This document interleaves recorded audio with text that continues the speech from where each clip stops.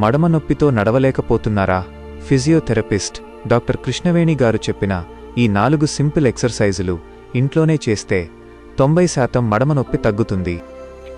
Hi అండి, నా పేరు కృష్ణవేణి, ఫిజియోథెరపిస్ట్ ఫ్రమ్ తెనాలి. నేను లాస్ట్ టైం ఒక వీడియో పోస్ట్ చేశాను. దాంట్లో అది హీల్ పెయిన్కి సంబంధించిన ఎక్సర్సైజెస్ అండి. దాన్ని కొంతమంది ఏం చెప్పారంటే ప్రాక్టికల్గా చేసి చూపించండి అని అడిగారు.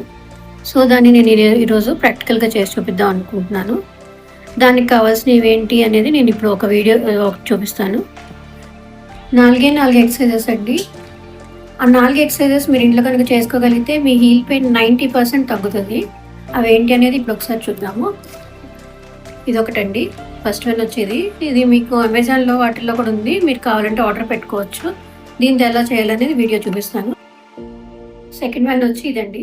ఇది వాటర్ బాటిల్ని వాటర్ పోసి నైట్ మొత్తం ఫ్రిడ్జ్లో పెడితే ఇది గడ్డగట్టేస్తుంది.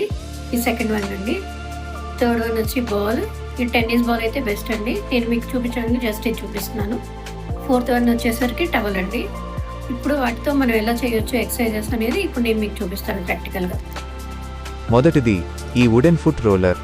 ఇది అమెజాన్లో దొరుకుతుంది. దీన్ని కింద పెట్టి పాదాలతో ముందుకు వెనక్కి రోల్ చేయడం వల్ల బ్లడ్ సర్క్యులేషన్ పెరిగి నొప్పి తగ్గుతుంది. రెండవది ఐస్ వాటర్ బాటిల్. ఒక ప్లాస్టిక్ బాటిల్లో నీళ్లు పోసి రాత్రంతా ఫ్రిజర్లో ఉంచితే ఐస్ గడ్డకడుతుంది. దీనిపై పాదం ఉంచి రోల్ చేయడం వల్ల వాపు, తక్షణ నొప్పి తగ్గుతాయి. మూడవది టెన్నిస్ బాల్. టెన్నిస్ బాల్ను పాదం కింద ఉంచి గుండ్రంగా తిప్పుతూ మసాజ్ చేయడం వల్ల నరాల ఒత్తిడి తగ్గి హాయిగా ఉంటుంది. చివరిగా నాల్గవది టవల్ స్ట్రెచింగ్.